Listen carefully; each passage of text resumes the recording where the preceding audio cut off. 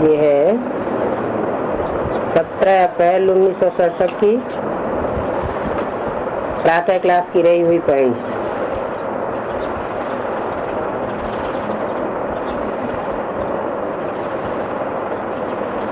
आखिरी में एक दिन सन्यासी भी आवेंगे।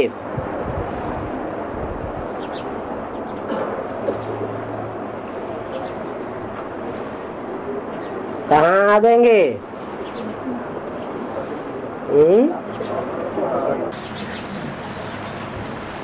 पहले माउंट आबू में आवेंगे,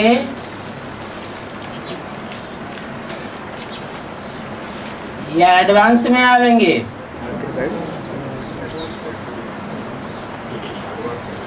एडवांस में दुनियावी सन्यासी आवेंगे या बेसिक नॉलेज वाले आवेंगे, या एडवांस के सन्यासी बीज रूप आत्मा आवेंगे? कौन पहले आवेंगे?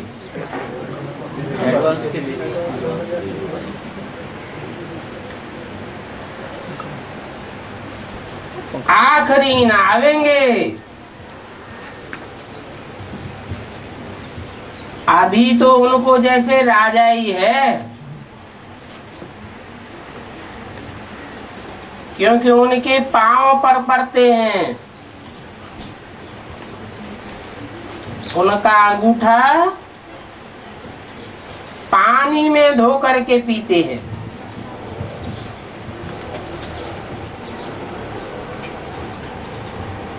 अंगूठा माना क्या?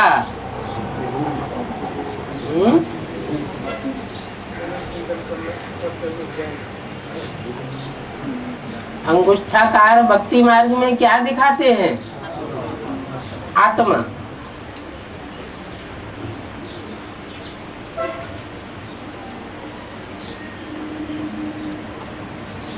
उनकी पूजा करते हैं। बाप कहते हैं ये तो भूत पूजा है।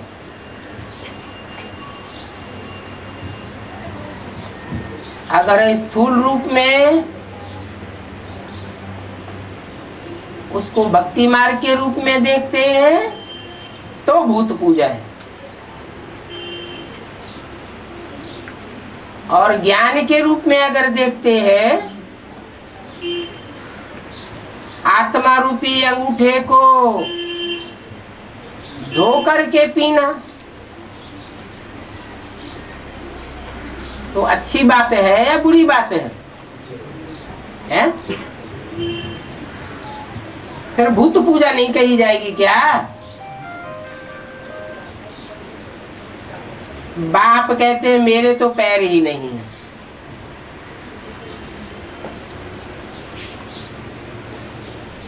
अगर मेरी आत्मा रूपी अंगूठा की बात कहे तो मेरे तो पैर ही नहीं है, फिर पांव किसके हैं? जिसमें प्रवेश करते हैं उसके पांव हैं। फिर अंगूठा चूसने की बात किसकी है? शुरुआत में पहले है?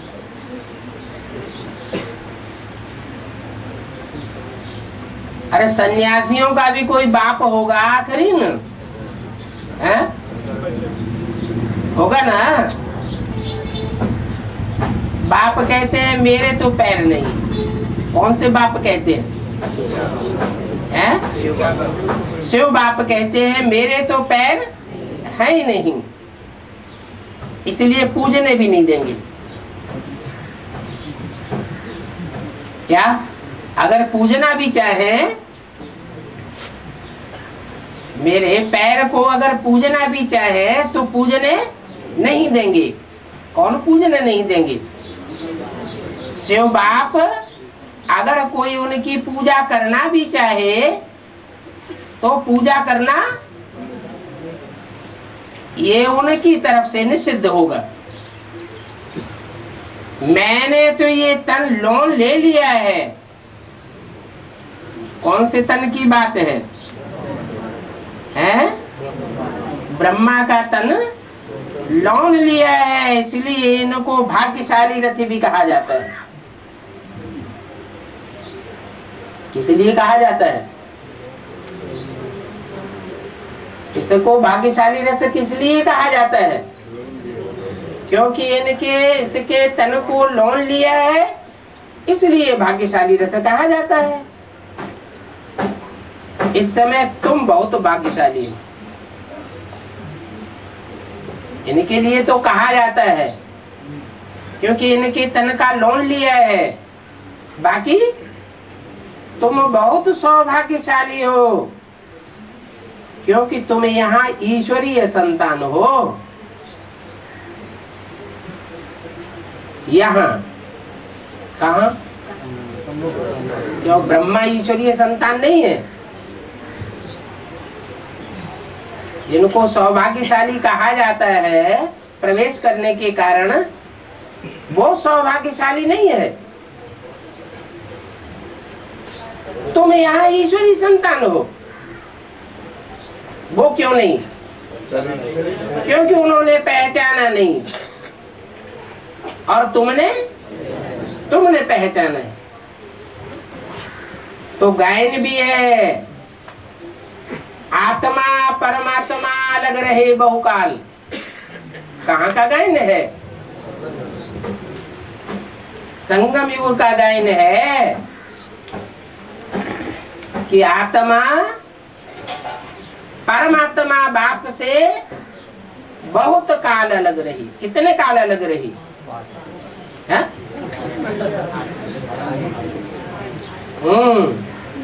आदि में आत्मा, इस सृष्टि रूपी वृक्ष की पहली आत्मा कौन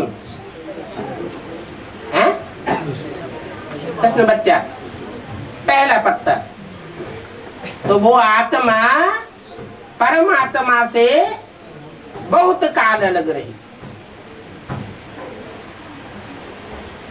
तो जो बहुत काल से अलग रहते हैं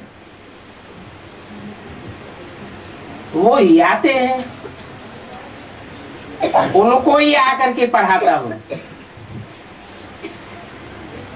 जो भी पुराने पुराने हैं, बहुत काल के बिछुड़े हुए हैं, उनको आकर के पढ़ाता हूं।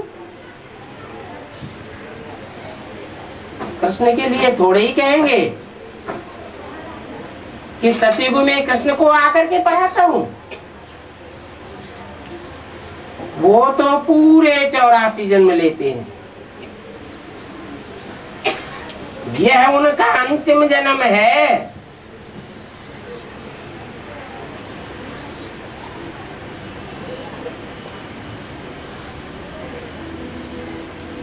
यह हमारा कौन सा है?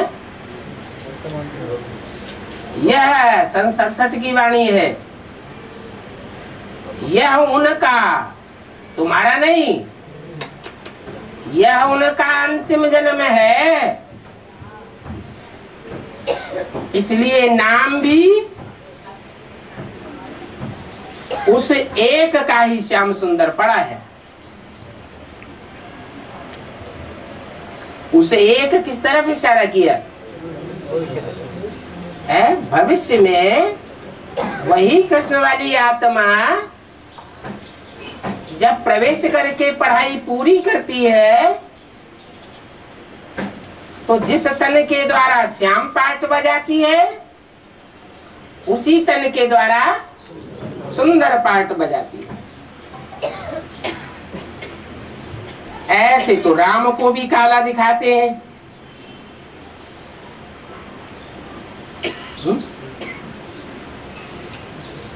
राम को काला नहीं दिखाते क्या? राम को भी काला दिखाते हैं। फिर उनको श्याम सुंदर क्यों नहीं कहते हैं?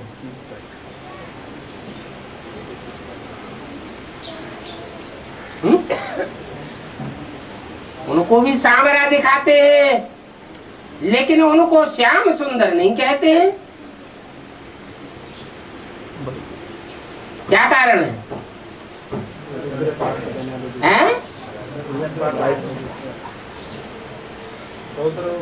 उनको श्याम सुंदर नहीं कहते हैं, श्याम ही कहते हैं। क्यों? क्योंकि अंतिम समय में जो अंतिम पार्ट है वो विकराल रूप का पार्ट है।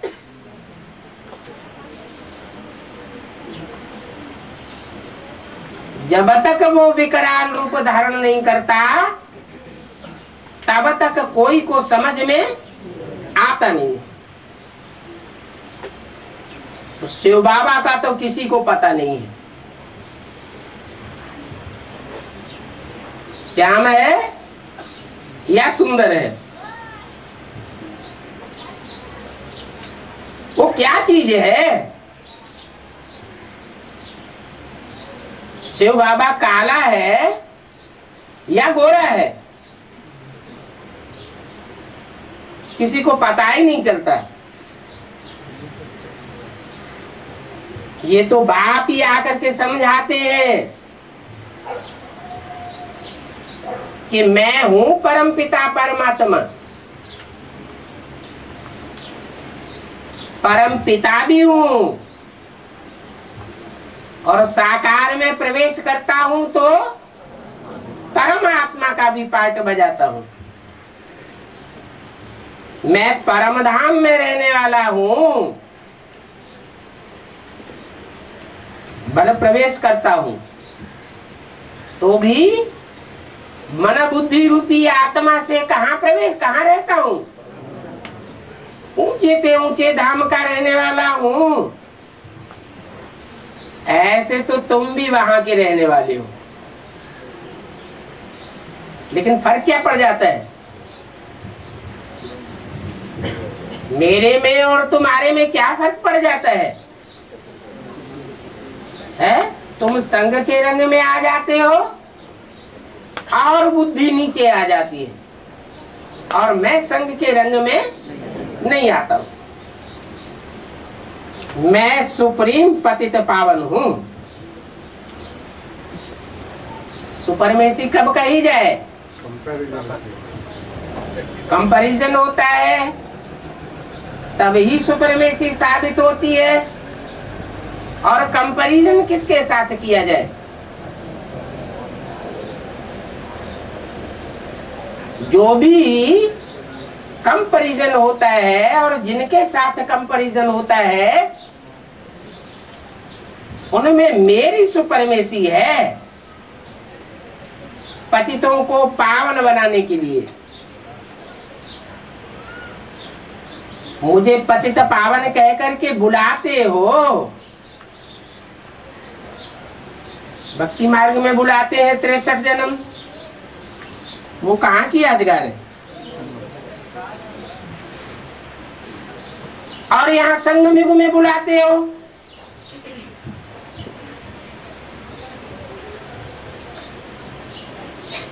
संगम युग में पतित बनते हैं या 63 जन्म पतित बनते हैं?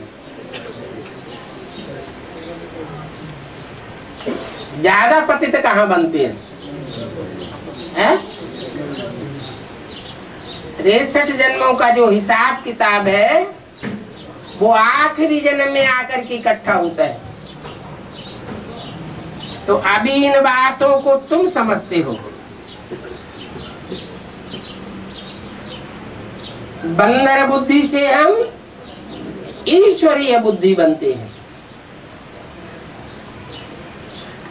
बंदरों की भी यादगार कहाँ की है? संगम युग की यादगार है। राम को काला दिखाते हैं और उनकी सेना को बंदर दिखाते हैं। वास्तव में अभी हम ईश्वरीय बुद्धि बन रहे हैं।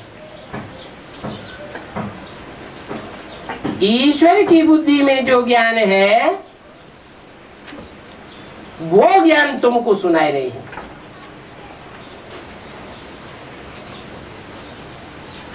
कौन सुनाई रहे हैं? ईश्वर की बुद्धि में जो ज्ञान है वह ज्ञान तुमको सुनाए रहे हैं। कौन सुनाए रहे हैं? और कहते कौन हैं? हैं?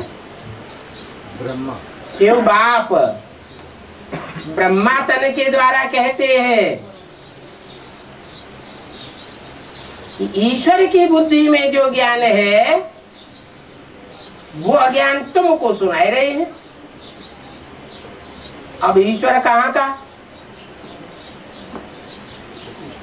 ईश्वर कैसे कहे? ईश्वर माना क्या? कंट्रोलर। वर माना श्रेष्ठ। दुनिया का श्रेष्ठ से श्रेष्ठ कंट्रोलर। ऐसे तो मोनार्क भी हुए, तानाशाह भी हुए, उनको श्रेष्ठ कंट्रोलर नहीं कहेंगे क्योंकि जोर जबरदस्ती करने वाले हुए, मारकाट मचाने वाले हिंसक हुए। और मैं कोई प्रकार की मारकाट हिंसा नहीं करता हूं, अहिंसा का राज्य स्थापन करता हूं।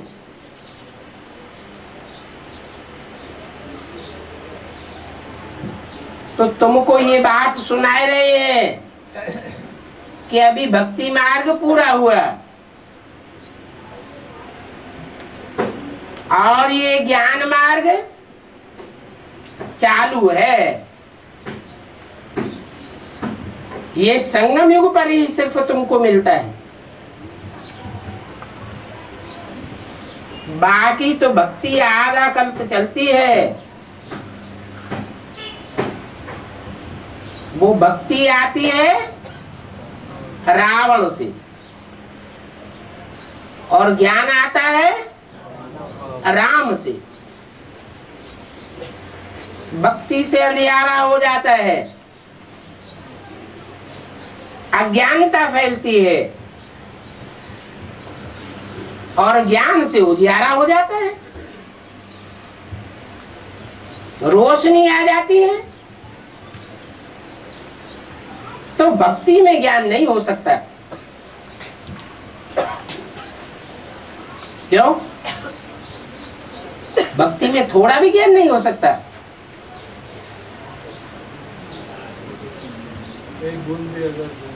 भक्ति में अंधश्रद्धा होती है और ज्ञान में अंधश्रद्धा का नाम निशान नहीं होता। ज्ञान देने वाला सिर्फ एक ही है और जो भी बाप हैं, चाहे लौकिक दुनिया के बाप हो 500-700 करोड़ के, चाहे धर्म पिताएं हो, ग्रेट फादर्स कहे जाते हैं,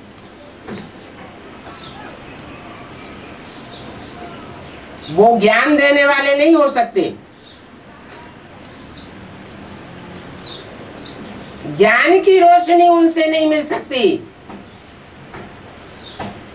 ज्ञान की रोशनी देने वाला सिर्फ एक ही बाप है और जो बाप ये ज्ञान देता है वो कोई शास्त्रों का ज्ञान नहीं है कि तुमको जो बात सुनाता है वो शास्त्रों से रेफर करने के बाद सुनाता होगा।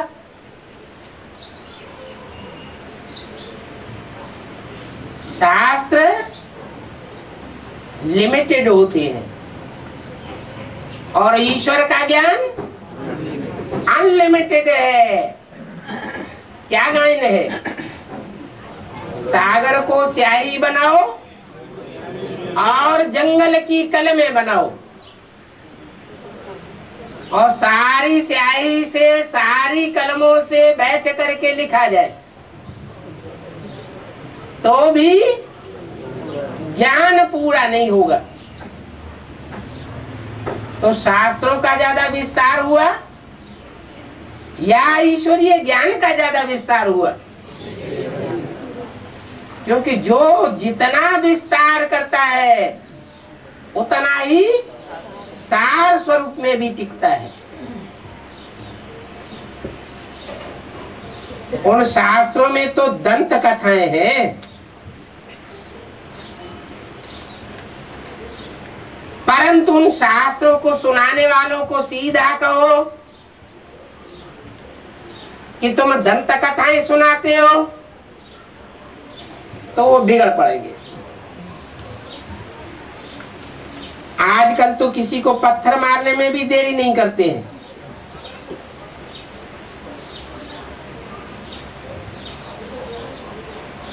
पुलिस के लोग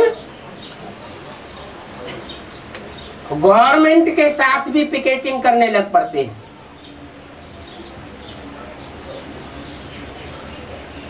फिर उनको भी जेल में डाल देते हैं। वो पुलिस वाले खुद औरों को जेल में ले जाते हैं और पुलिस वालों को भी जेल में डाल देते हैं।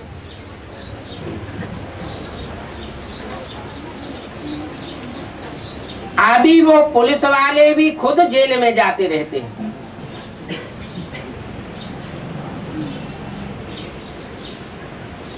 तो कितना वंडर है। कोई की कथनी करने का कोई ठिकाना नहीं।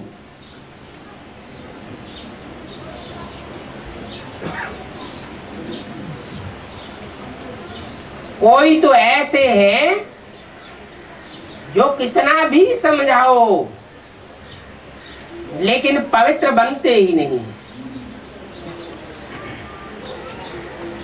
बाप का कहना मानते ही नहीं। क्यों नहीं मानते?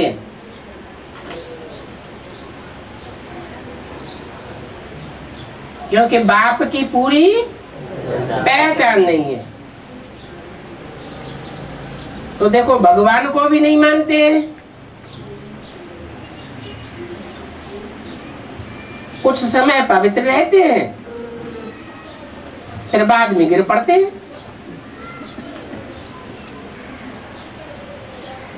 जो बाप की याद में रहेंगे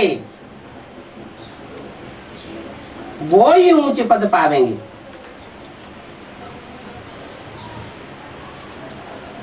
कर्म करते बाप की याद में न रहे तो पद भ्रष्ट हो जाएगा। तुम तो हो ही कर्मयोगी, बाकी तो प्रजा में चले जाएंगे। प्रजा कैसे बनती है? प्रभाव में आने से। प्रजा बनती है जो सिर्फ एक दो बार सुन तो लेते हैं,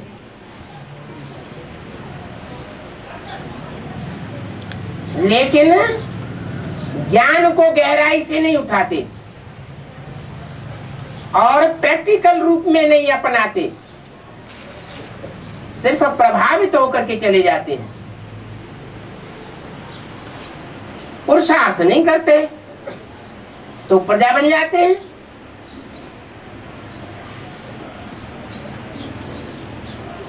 यहां पर तुम इस संगम युग को जान चुके हो कि ये पुरुषोत्तम संगम युग है, जहां तुम राजा रानी बनने के लिए आए हुए। और कोई युग में राजा रानी नहीं बनाया जाता। राजा रानी बनने की पढ़ाई नहीं पढ़ाई जाती। ये सिर्फ पुरुषोत्तम संगम युग है जहां राजाई की शिक्षा दी जाती है। तुम यहाँ आए ही हो राजा रानी बनने के लिए। जो पढ़ते नहीं है तो प्रजा में चले जाते हैं। ये दैवी राजधानी स्थापन हो रही है। राजधानी माने नंबरवार पद स्थापन होते हैं।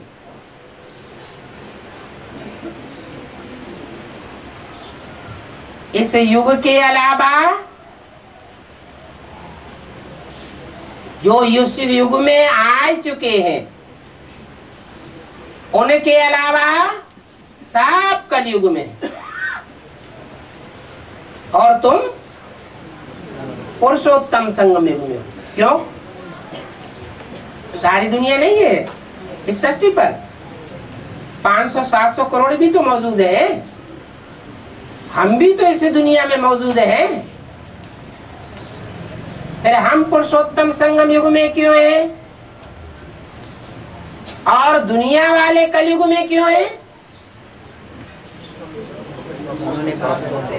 क्योंकि हमने पुरुषोत्तम को पहचाना है। जिन्होंने पुरुषों में उत्तम पाठधारी को नहीं पहचाना, वो कलयुग में है, और हम पुरुषोत्तम संगम युग में हैं। वो मनुष्य तो घोर अंधियारे में पड़े हुए हैं। कौन से मनुष्य?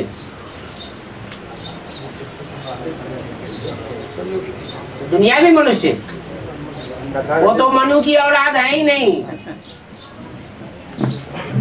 कौन से मनुष्य घोर अंधियारे में पड़े हुए हैं? जो आपन को ब्रह्मा की औलाद समझते हैं, लेकिन पुरुषोत्तम कौन है ये उनकी बुद्धि में बैठता ही नहीं, इसलिए वो घोर अंधियारे में है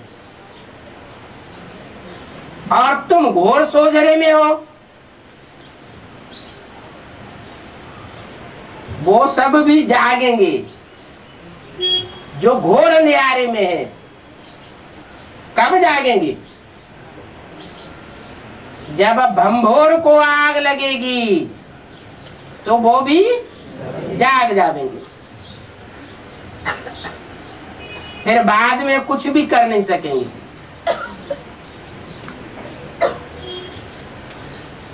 क्या कुछ भी नहीं कर सकेंगे? कोई भी पुरुषार्थ कर नहीं सकेंगे, टू लेट हो जाएंगे। इस बात में टू लेट हो जाएंगे।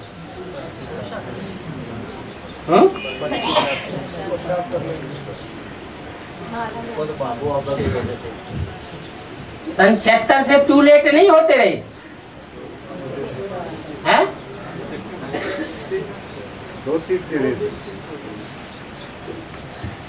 उसके बाद मैंने लास्ट की बात बताई कि पूरी राजधानी जब स्थापन हो जाएगी तो लेट हो जाएंगे, टू लेट। यहां तो देखो कहीं कहीं नए भी पुरानों से तीखे चले जाते हैं।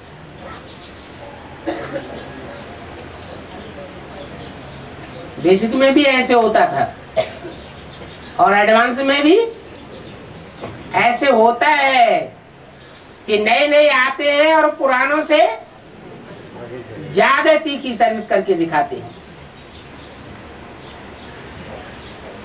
ऐसा क्यों होता है?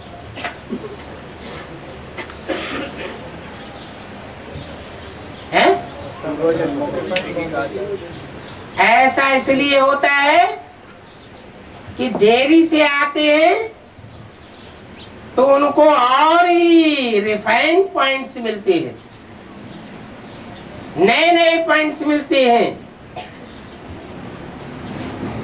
और पूर्व जन्मों की पुरुषार्थ की धारणा इस जन्म में ऐड हो जाती है तो तीखे चले जाते हैं। पुरुषार्थ में मुख्य बात कौन सी है? पुरुषार्थ में 4 सब्जेक्ट्स हैं। मुख्य है बाप की याद, याद की ही यात्रा है। तो एक दो से पूछना होता है, शिव बाबा को याद करते हो, कोई और की तो याद इंटरफियर नहीं करती है।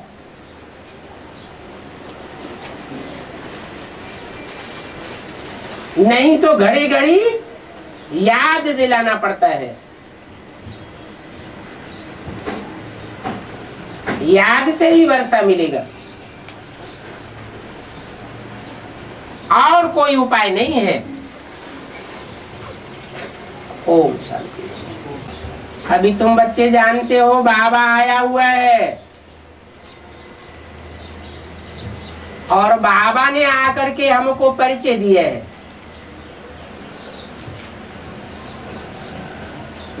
जिनको भक्ति मार्ग में बुलाते रहे वो अभी आए हुए हैं। 63 जन्म बुलाया और इतने लंबे इंतजार के बाद अभी आए हुए हैं, तो बड़ी खुशी की बात है।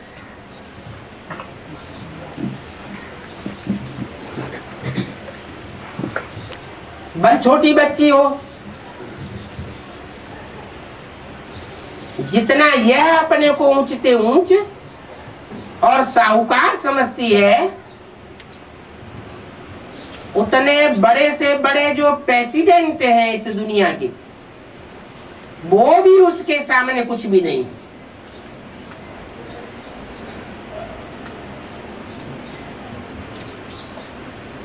वो तो तुच्छ बुद्धि है, क्योंकि उनका सब कुछ विनाश होने वाला है। पद मान मर्तबा सब खरास हो जाएगा, और तुम तो हो गुप्त। तुम्हारा धन पद मान मर्तबा सब इस समय गुप्त है, और भविष्य में प्रत्यक्ष होने वाला है। हम तो विश्व के मालिक बनते हैं। तो मालिक बनने की खुशी होनी चाहिए ना। चाहिए क्यों लगा दिया? अभी नहीं चाहिए लगा दिया कि अभी जो पुरुषार्थ होना चाहिए वो पुरुषार्थ स्पीड नहीं पकड़ रहा है। बाकी तुमको धन की खुशी नहीं है,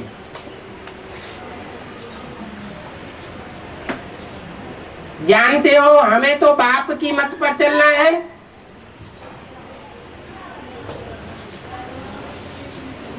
और इस बात में ही बड़ी मेहनत है, इस बात में कि जितना चाहते हैं उतना बाप की मत पर नहीं चल पाते। एक तरफ बाप मत देते हैं और दूसरी तरफ माया अपनी मत देने लग पड़ती है। तो क्या माया को पहचान नहीं पाते?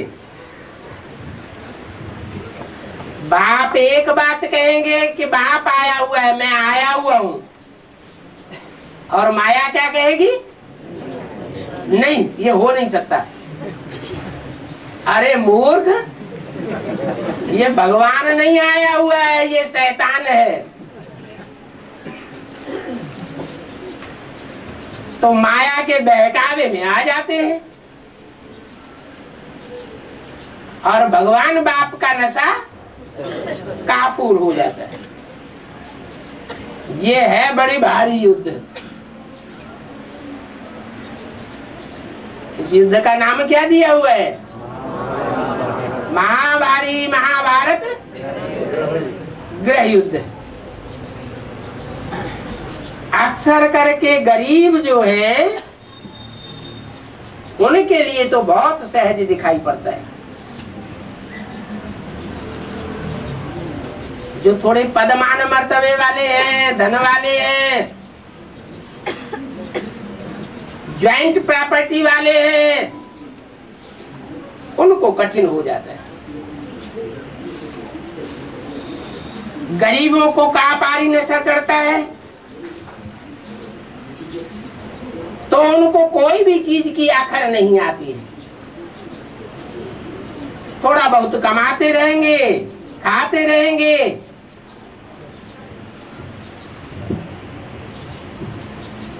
बाकी ईश्वरीय सेवा में लगाते रहेंगे।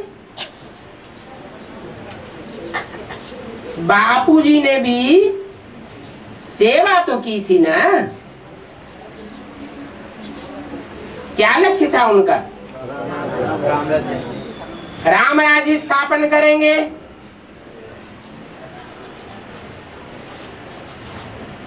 परंतु अभी तो कई समझते हैं कि ये तो राक्षस राज्य है, राम राज्य तो स्थापन हुआ ही नहीं। अभी तुम समझते हो कि बाबा हमको हर 5-4 वर्ष के बाद बड़े प्यार से कहते हैं, बच्चों तुमको आज से 5000 वर्ष पहले हमने तुमको राम राज्य दिया था।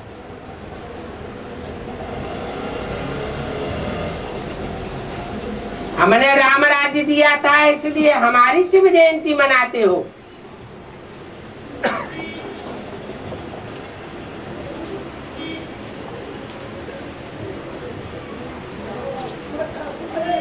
इस द्वारा कोई कह नहीं सकता कि तुम हमारी शिव जयंती मनाते हो, सिवाय इस बाप के। बाप कहते हैं मुझे याद करो तो पाप भस्म हो जाएंगे। बाप कहते हैं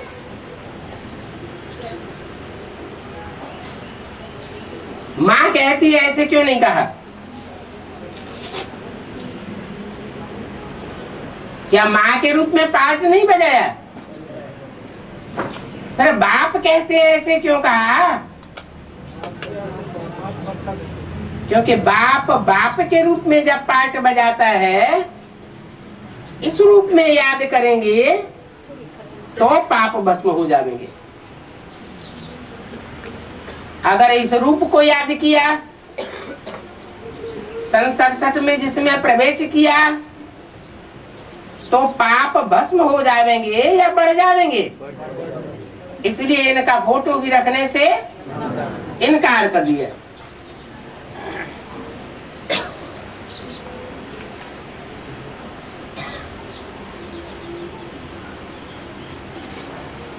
ये पाप भस्म होने की जो युक्ति बताई, इस युक्ति में कोई भी तकलीफ खर्चा आदि की बात नहीं है। भक्ति मार्ग में तो शिव को भी याद करते हैं, कृष्ण को याद करते हैं, लक्ष्मी नारायण को भक्ति करते हैं। वहां भी कोई खर्चा होता है क्या? घर में चित्र है,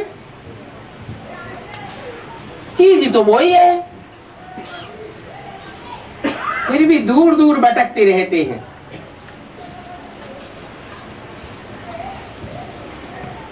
ऐसे क्यों करते हैं? घर में भी शिव का मंदिर बनाए देते हैं, लक्ष्मी नारायण का मंदिर बनाए देते हैं, कृष्ण का चित्र रख देते हैं, मूर्ति रख देते हैं, फिर भी बाहर भटकते रहते हैं। क्यों? क्योंकि भक्ति मार्ग में प्रैक्टिकल नहीं होता है, और यहाँ तो प्रैक्टिकल आया हुआ है।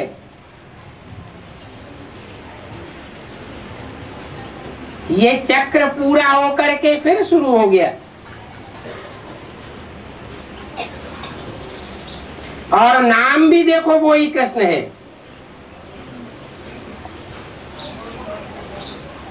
भक्ति मार्ग में फिर दूर दूर क्यों जाते हो? वहां बुद्धि कुछ भी काम नहीं करती है, और यहां तो तुम सालिम बुद्धि हो गए हो। उन भक्तों को कहेंगे पत्थर बुद्धि, और इस ज्ञान से तुम्हारी होती है सालिम बुद्धि, पारस बुद्धि बन जाती हो।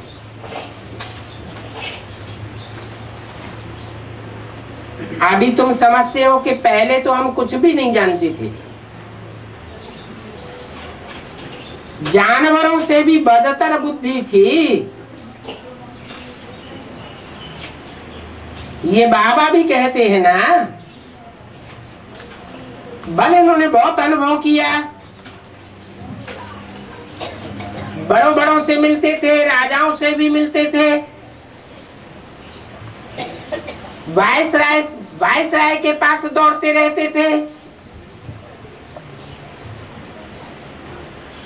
वहां भी पास ले लेते थे, कहते थे हम तो मर्चेंट हैं। प्रिंस बहुत प्यार से इनको चिट दे देता था। अभी समझ गए हैं कि ये सब तो बथनाते पैनी था। अभी तो हमको बाप मिला हुआ है, तो का पारी नशा चढ़ा हुआ है।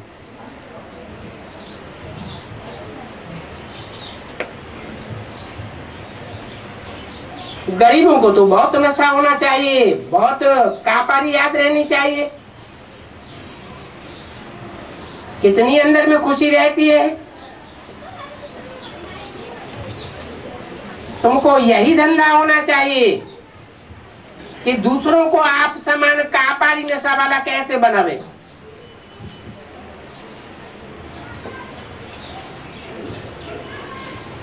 तुम बच्चों जैसा सर्वसेवल कोई हो नहीं सकता। तुम्हारी बुद्धि में है कि हम भारत को श्रेष्ठ बनाते हैं, भारत को भी श्रेष्ठ बनाते हैं, अपन को भी श्रेष्ठ बनाते हैं। जब यहां बैठे हो तो तुमको कितना अतीन्द्रिय सुख रहना चाहिए।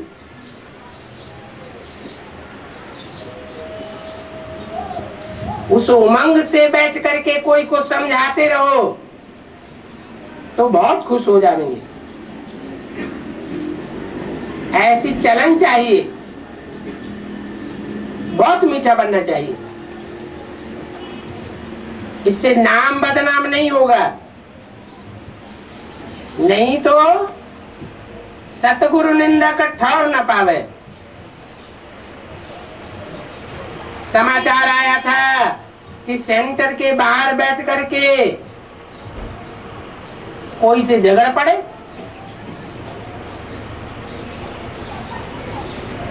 तो ऐसी निंदा कराने वाले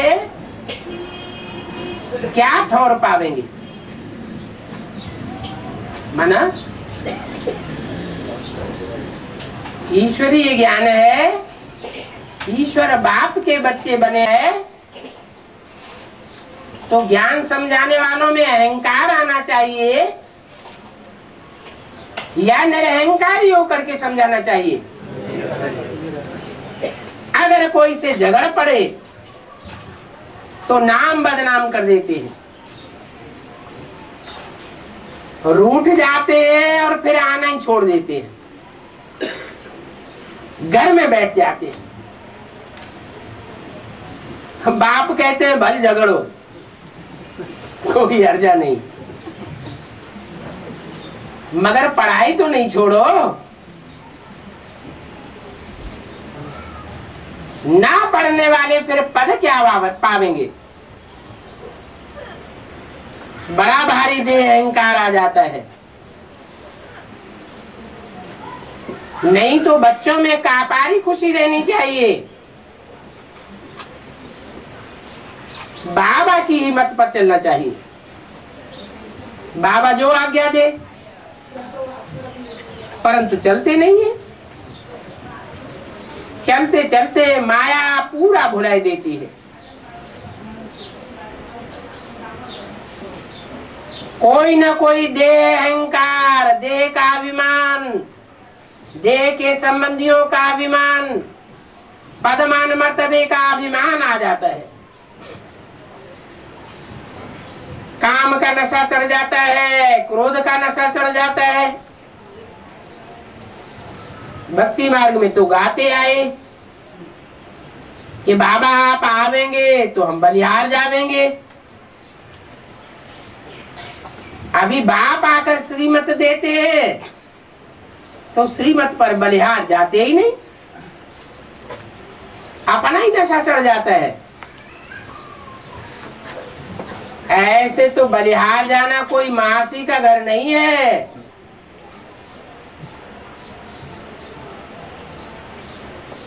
कोई बलिहार जाने का स्थूल अर्थ नहीं है। बलिहार जाना माना पूरा पूरा श्रीमत पर चलना। कोई कोई बिरले हैं जो बलिहार जाते हैं, बलि चढ़ते हैं और गले का हार बनते हैं। वो फिर ऐसी सर्विस भी करते हैं। गुजरातियों को जगाना चाहिए है। कौन से सन की मुरली है? 67 की। माना गुजराती नहीं जगे होंगे तब तक, क्योंकि पहला सेवा केंद्र 66 में खुला था गुजरात में। वो तो हद का गुजरात हो गया और हद के गुजराती हो गए, और यहाँ एडवांस में गुजरात भी बेहद का है। ऐसे नहीं कोई लिमिटेड है। गुजरात माना जिनके ज्ञान की रात गुजर चुकी है। गुजर चुकी है, फिर जगाना क्या चाहिए है? फिर जिनके ज्ञान की रात ही गुजर चुकी है तो उनको क्या जगावेंगे? टाइम की बात है, जिस टाइम उस टाइम की बात, अभी की बात नहीं है।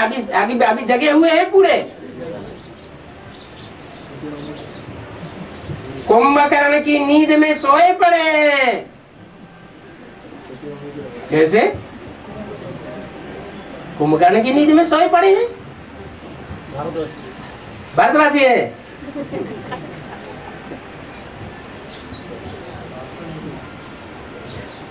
बलिहार जाते हैं तो ऐसी सर्विस भी करे ना। कैसी? जैसी सर्विस करने से गले का हार बनते हैं।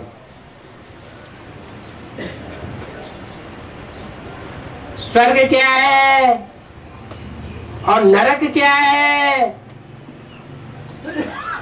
ये उनको बिल्कुल पता ही नहीं है। इनको है, गुजरातियों को है, स्वर्ग क्या है ये पता नहीं है,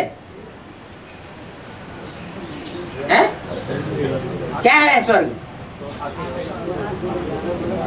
अरे देह अहंकार आता है तो स्वर्ग में है या नरक में? नरक में। देह अहंकार का नाम निशान न रहे तो कहाँ के वासी हुए? स्वर्गवासी हुए। ऐसी स्टेज बनाने की बात है। पता ही नहीं है तो कहेंगे बंदर से भी बदतर।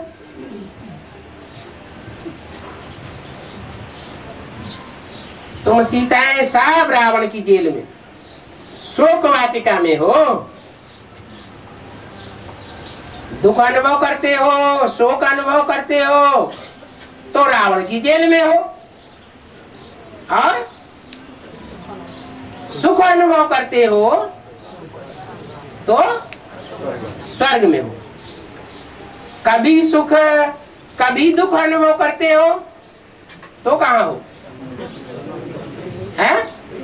तो संगम पर।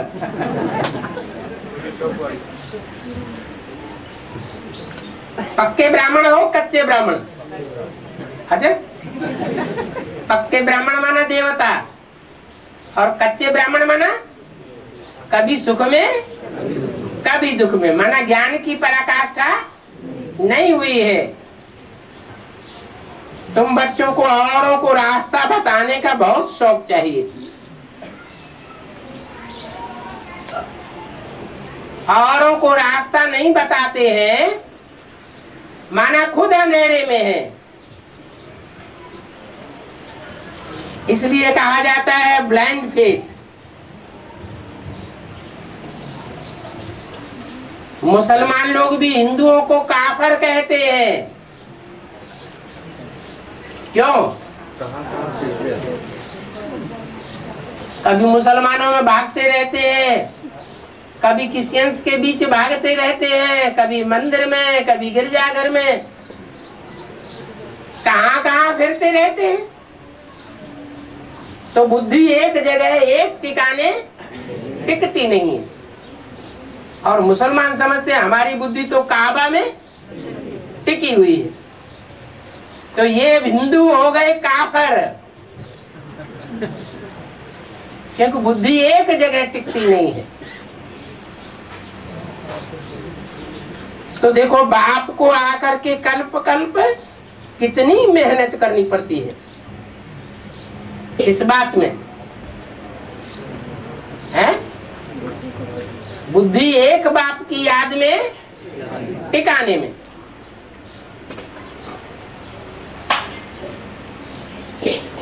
बच्चे अभी कितनी मेहनत करते हैं बड़ों बड़ों को समझाने में।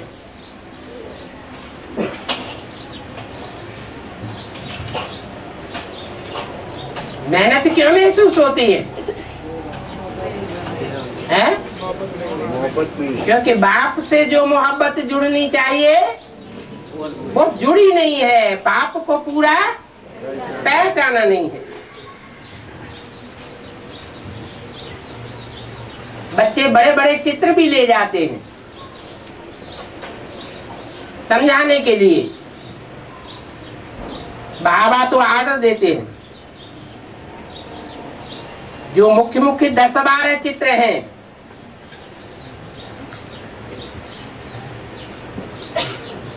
वो 1 मास में बने तो सर्विस बहुत तीखी हो जाएगी। कौन से 10-12 चित्र हैं? जड़ चित्रों की बात है कि वो 1 महीने में तैयार हो जाएंगे तो 1 महीने में बहुत भारी सर्विस हो जाएगी। हैं? वो तो बनाए भी जा चुके और मेले मलाखनों में बहुत दिखाए भी जा चुके, लेकिन जो सर्विस होनी चाहिए वो तो सर्विस अभी भी हुई नहीं। तो कौन से चित्रों की बात है? चैतन्य चित्रों की बात है, जिसके लिए इशारा दिया। एक भी पावरफुल ग्रुप तैयार होने पर एक दूसरे ग्रुप को खींचते हुए अंत में 108 की माला का संगठन एक हो जाएगा। माने जो अलग अलग धर्मों से कनेक्टेड बीज रूप आत्माएं 12-12 के ग्रुप हैं वो सब अभी बिखरे पड़े हैं। वो एक सूत्र में बंधे हुए नहीं है, अपनी अपनी कफिलियां बनाए बैठे हैं। इसलिए एक धर्म, एक राज्य, एक भाषा, एक मत स्थापन नहीं हो पा रहा है। तो कौन करेगा ये काम? है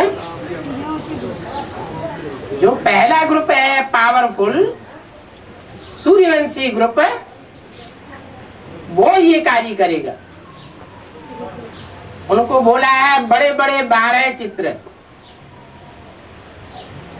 वो तैयार हो जाएंगे तो 1 महीने में आवाज निकल जाएगी, बहुत तीखी सर्विस हो जाएगी। उस समय बहुत तो टू लेट हो जाएंगे।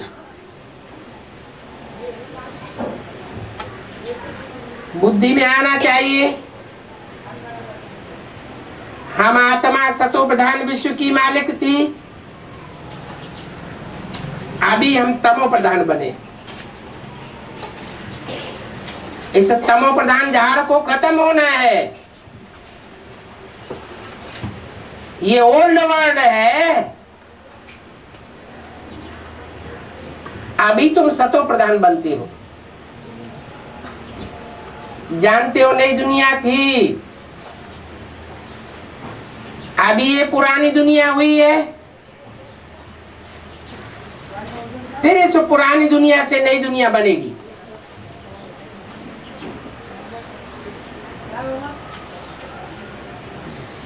दुनिया को तो बदलना जरूर है।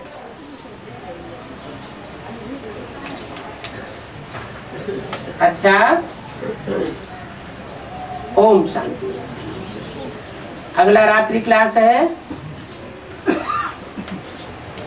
23 अप्रैल 1967 का।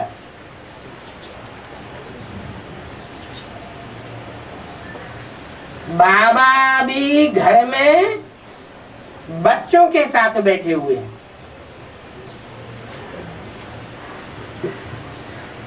स्कूल कॉलेज में नहीं बैठे हुए हैं। कहाँ बैठे हुए हैं? घर में बैठे हुए हैं। ये घर का घर भी है और गुरुद्वारा भी कहे, गुरुद्वारा भी है और घर भी है। गुरुद्वारा अर्थात जहाँ गुरु बैठा हो उनका द्वार कहेंगे। हिंदुओं में क्या कहते हैं? हिंदुओं में कोई द्वार प्रसिद्ध है? हरिद्वार। हरिद्वार में क्या खास बात है?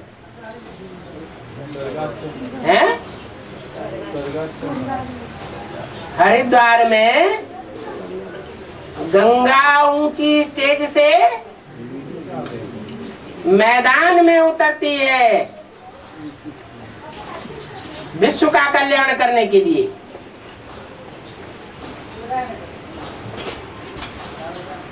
तो उसका नाम रखा है हरिद्वार।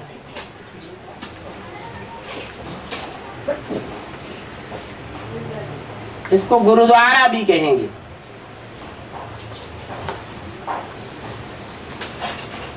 तो गुरुद्वारा भी है, बाप बैठ इसमें पढ़ाते हैं। ऐसे तो बहुत बाप होते हैं जो बच्चों को थोड़ा बहुत रात को पढ़ाते हैं, सिखाते हैं, परंतु ये तो वंडरफुल घर है। घर का घर भी है और गुरुद्वारे का गुरुद्वारा भी है। बेहद का बाप भी है तो बेहद का टीचर है, बेहद की शागिर्द भी तुम बच्चे हो।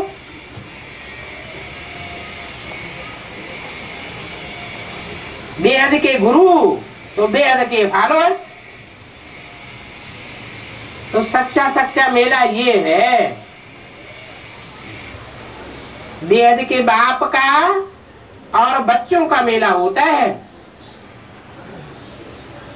इतने बच्चे पतित बने हैं तो बाप के बगैर उन बच्चों को कौन ले जाएगा? पतित से जब तक पावन न बने तब तक कोई भी वापस जा नहीं सकते। आत्मा कब उड़ेगी? जब पावन बनेगी तो आत्मा उड़ेगी। पतित है तो इस सृष्टि में ही बुद्धि रखी रहेगी, बुद्धि उपराम नहीं हो सकती। तो सब बच्चे हैं पतित, और एक बाप आया हुआ है पतितों को पावन बनाने के लिए। ये भाषणा तुम बच्चों को आती है, और कोई कोई ये भाषणा भी आ नहीं सकती। तुम जानते हो हम आत्मा अविनाशी है, ये शरीर विनाशी है। आत्मा एक शरीर छोड़ करके दूसरा लेती है। बच्चे जानते हैं ये बाप एक ही बार आत्मा को पवित्र बनाकर ले जावेंगे, बार बार हर युग में नहीं आवेंगे। चक्र का तुम बच्चों को मालूम पड़ गया है। बाबा आया हुआ है तो सब आत्माओं को वापस ले जावेगा। ऐसे नहीं मनुष्य आत्माओं को ही वापस ले जावेगा। जो भी आत्माएं हैं सबको वापस जाना है। ओम।